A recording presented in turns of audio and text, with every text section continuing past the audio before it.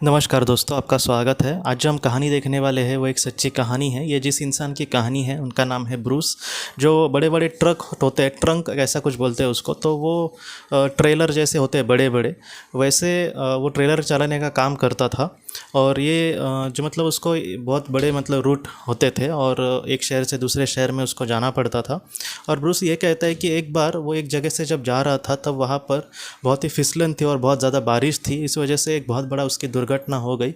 और ब्रूस ये कहता है कि उसको बहुत ही ज़्यादा लगा था और पूरी तरीके से उसकी जो गाड़ी थी वो उल्टी हो गई थी ऐसे।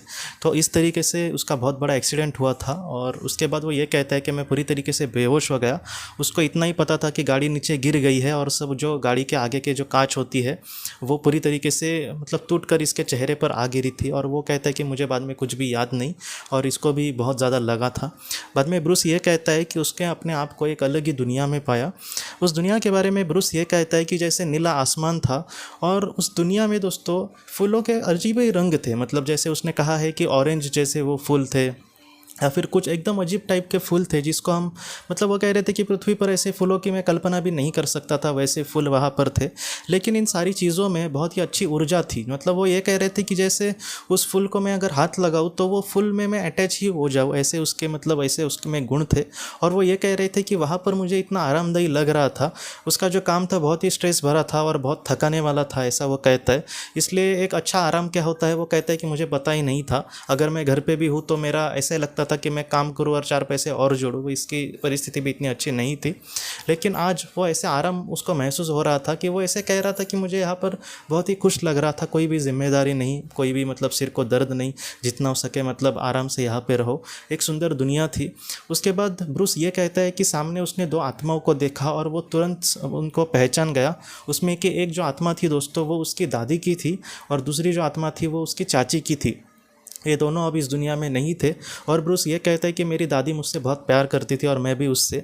आज मैं उसको देखकर वहाँ पर बहुत ही खुश था और मेरी चाची भी मुझे प्यार भरी नज़रों से देख रही थी। वो दोनों कहीं ना कहीं मतलब मेरे साथ मतलब खुश थे या फिर मुझे देखकर वहाँ पर खुश थे।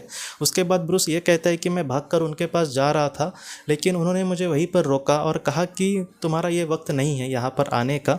हम खुलकर सारी बातें तुम्हें फिर मतलब यहाँ पर नहीं बता सकते, लेकिन योग्य जब समय आ जाएगा तब तुम्हें बताएंगे। लेकिन फ़िलहाल हम आपको इतना ही कह सकते हैं कि तुम्हें फिर से पृथ्वी पर जाना होगा। ब्रूस ये कहने लगा कि नहीं, मुझे सच में पृथ्वी पर जाना नहीं है। मैं इन सारी चीज़ों से, जिम्मेदारियों से अब मतलब कंटल चुका हूँ। मुझे जितना हो सके अभी मुक्ति होना है इन सारी चीज़ों से। तब उसकी दादी ने यह कहा कि तुम पृथ्वी पर तुम्हारे जो भी जिम्मेदारियाँ है उसको बहुत ही अच्छे से पूरा करने की कोशिश करना। तुम जितना अच्छे से अपने जीवन में कर्म करोगे उतना ही तुम ऊँचे स्थान पर जाओगे। और ये जो स्थान है वो कुछ भी नहीं, अगर तुम अच्छा काम करोगे तो और भी इसके भी अच्छे स्थान पर चले जाओगे। लेकिन ब्रूस ने कहा कि मुझे इससे भी अच्छे स्थान पर जाने की सच में इच्छा नहीं, मैं यहाँ पे शांति से रहना चाहता हूँ। लेकिन उसकी दादी ने फिर से कहा कि सच में मैं तुमसे बहुत प्यार करती हूँ और मैं एक पल के लिए अभी तुम्हें पृथ्वी पर नहीं भेजना चाहती, क्योंकि मैं जानती हूँ कि तुम्हें नहीं जाना। लेकिन जो कुदरत के नियम हैं उस तरीके से हमें जीवन में आगे बढ़ना होगा। तुम जैसे बहुत ही अच्छे कर्म करने की कोशिश करोगे उतने ही तुम ऊपर जाओगे और वहाँ पर भी हम ज़रूर साथ होंगे, तुम ज़रा भी चिंता मत करना ब्रूस। और इस तरीके से ब्रूस को उसको उन्होंने समझाया और ब्रूस कहने लगे कि हाँ ठीक है, मैंने उनकी बात मानी। और वो ये कहते हैं कि बाद में धीरे धीरे सब कुछ एकदम शांत सा होते गया। और बाद में जब ब्रूस मतलब होश में आ गया तब वो ये कहता है कि वो अस्पताल में उसको भर्ती किया गया था वहाँ के लोगों ने, जब वो बहुत बड़ी दुर्घटना हुई थी। और सबको यही लगा था कि ये बच नहीं पाएगा, लेकिन वो मतलब बच गया उस दुर्घटना से। और ब्रूस ये कहता है कि मैं अपने जीवन में आज भी वही काम करता हूँ, लेकिन आज मैं ज़रा भी टेंशन नहीं लेता। मुझे ऐसे लगता है कि जो भी मुझे कर्तव्य दिया गया है मैं उसको बहुत ही अच्छे से करूँ, ना कि का कल की टेंशन करते बैठूं। और जितना हो सके ब्रूस पहले शराब वगैरह भी बहुत पीता था, लेकिन आज वो उसने शराब भी छोड़ दी है। और वो भी यही कहता है कि जितना हो सके मैं अपने जीवन में बहुत ही अच्छे कर्म करके आगे बढ़ूंगा। मैं अपने करीबी लोगों को जितनी खुशियाँ दे सकता हूँ उससे भी ज़्यादा देने की हमेशा कोशिश करूँगा और एक फ्री लाइफ में यहीं पर जीने की कोशिश करूँगा। और एक दिन ज़रूर मैं अपने दादी के साथ उस दुनिया में बहुत ही खुशी से रह रहा हूँगा। तो ये जो कहानी है ब्रूस की, सबसे बड़ी तो सीख हमें ये देती है कि हमें भी ज़्यादा चिंता नहीं करनी जीवन की।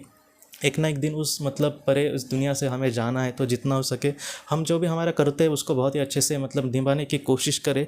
मतलब बहुत ज़्यादा टेंशन लेकर भी वो टेंशन दूर तो होने वाला नहीं है, इसलिए जितना हो सके हम कर्म पे ज़्यादा ध्यान दें और जितना हो सके एक फ्री लाइफ जीने की कोशिश करें। हाँ, प्रॉब्लम्स तो हमारे जीवन में आते रहेंगे, लेकिन उसको बार बार सोचना 24 घंटे, इससे हम और भी ज़्यादा चिंता में रहेंगे। इसलिए अच्छा है कि हम अपने अच्छे काम पे ध्यान दें और जितना हो सके हमारे जो अपने हैं उनको जितना हो सके ज़्यादा से ज़्यादा खुशियाँ देने की हमेशा कोशिश करें।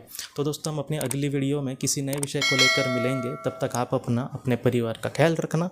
आपका बहुत बहुत धन्यवाद। ज़िंदगी की रोशनी ये एक कंसल्टेंसी है जो ऐसे लोगों को मदद करने की कोशिश करती है जिन्होंने किसी अपने को खोया है या फिर जो लोग अपने जीवन में बहुत ही ज़्यादा दुखी है। जो लोग इस संस्था के साथ जुड़ते हैं उनको इस विषय की किताबें और जानकारी भेजी जाएगी। इसके साथ साथ जो लोग पास्ट लाइफ रिग्रेशन थेरेपिस्ट के पास नहीं जा सकते, अगर वो घर पे अभ्यास कर सके, इस वजह से उनको पास्ट लाइफ रिग्रेशन की ऑडियोज़ भी भेजी जाएगी। और इसके साथ साथ ध्यान में एकाग्रता बढ़ाने के लिए कुल मिलाकर 5 ऑडियोज़ भी उनको भेजी जाएंगी। तो जो लोग इस संस्था के साथ जुड़ते हैं उनको यह सारी चीज़ें उनके ईमेल पर या फिर व्हाट्सएप पर भेजी जाएंगी। अगर आपको इस संस्था के साथ जुड़ना है तो कृपया इस नंबर पे व्हाट्सएप करें।